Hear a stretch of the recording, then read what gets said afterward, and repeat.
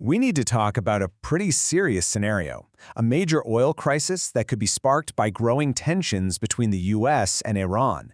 And really, the only question that matters is, what would happen to your assets, your house, your savings, your stocks?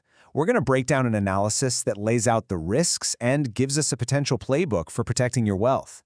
So let's just start with the number that gets this whole conversation going. The analysis we're digging into puts an 80% probability on a new oil crisis. Now, this isn't just some abstract political forecast. Now, the source points to very specific triggers that could send immediate, and I mean immediate, shockwaves through the entire global economy. And that really brings us right to the heart of it, doesn't it? When a crisis like this hits the fan, where is your money actually safe? We're going to look at what history tells us, but maybe more importantly, why the next crisis could play out very, very differently. Okay, so where would this all kick off? Well, the analysis zooms in on one specific strategic spot, Iran's Kharg Island. Now, that's a name you probably don't hear every day, but it could, very soon, become the absolute center of global economic stability. So why this island? What's the big deal? Well, because Kharg Island isn't just some piece of rock in the Persian Gulf, it is quite literally Iran's economic lifeline. The analysis is crystal clear on this. It's the country's absolute red line. It's the one thing they have to defend to survive. And here's why. Just look at this concentration of risk.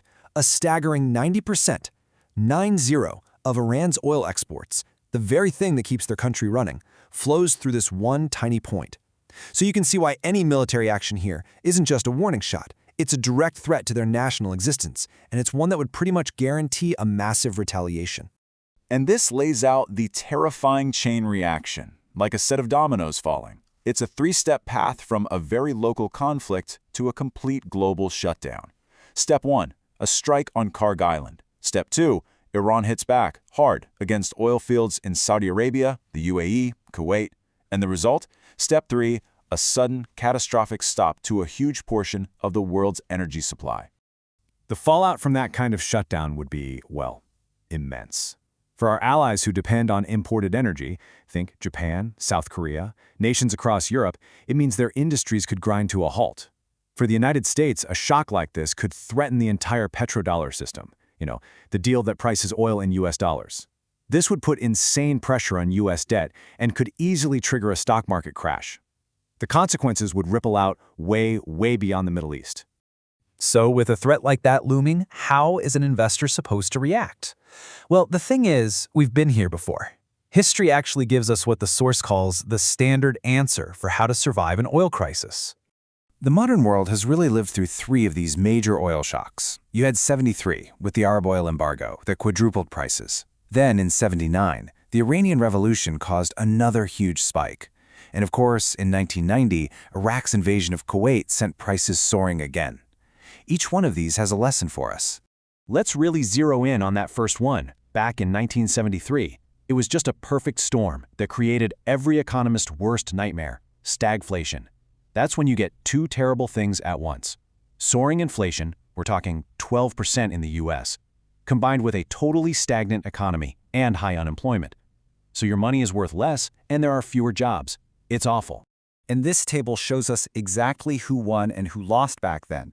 The winners, it was all about hard assets, gold, silver, commodities. Energy and defense stocks, no surprise, also did really well.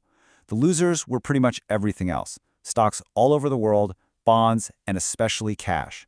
Your cash lost 12% of its buying power in a single year. So this right here, this is history's playbook. But, and this is a huge but, the analysis argues that a crisis today won't just be a repeat of the 1970s. Why? Because the global energy map looks totally different now. You've got US shale, Russian gas, renewables. It's much more diverse, so the impact won't be universal. Instead, the next crisis is likely to be what's called structural. So what on earth is a structural crisis? Well, it basically means the pain won't be shared equally. Instead of a big tidal wave that hits everyone, the shock acts more like a targeted economic weapon. It's going to savagely hit the most vulnerable links in the global chain, while other, more insulated economies might not feel it as much. And here they are, the most vulnerable targets. The analysis points directly at major economies that are super dependent on energy imports. So you're thinking about countries like Japan, South Korea, India, and a lot of European nations. They would face the absolute worst of it from a Middle East supply shock. All right, so if we're in this new landscape, that old 1970s playbook is pretty much out of date. So the real question is, how should you position your portfolio to handle this specific kind of structural storm? The modern strategy really has two sides to it. On one side, you've got the assets to prioritize, things like energy, gold, and defensive stocks. Think defense contractors and power grid operators.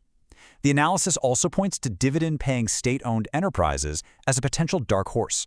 Then, on the other side, you have the assets you really need to reevaluate. Stocks in those energy importing countries we just talked about, along with high-growth tech and consumer-focused sectors.